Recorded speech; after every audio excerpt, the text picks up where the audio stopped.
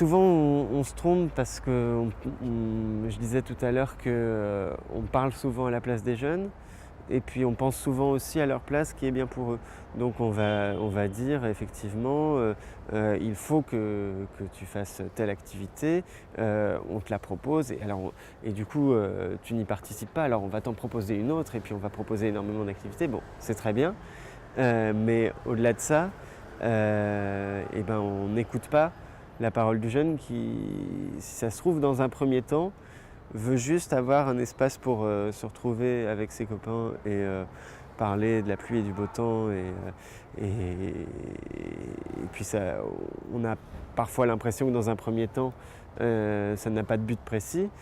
Mais finalement, s'il y a quelqu'un qui est là pour les écouter et, euh, et orienter un petit peu leur discussion, animer leur discussion, on se rend compte qu'en fait, ah bah tiens, ces jeunes-là, en fait, ils sont passionnés de musique. Ah bah dans ce cas, on va les emmener dans un studio d'enregistrement, on va les faire travailler avec des artistes. Donc on part plutôt des aspirations des jeunes pour aller vers de l'activité artistique, sportive, y compris de haut niveau, plutôt que de partir de l'activité pour essayer de la faire coller aux aspirations des jeunes. Voilà, ça c'est tout le courant de l'éducation populaire aussi qui nous apprend ça et voilà, on essaye de travailler à ça.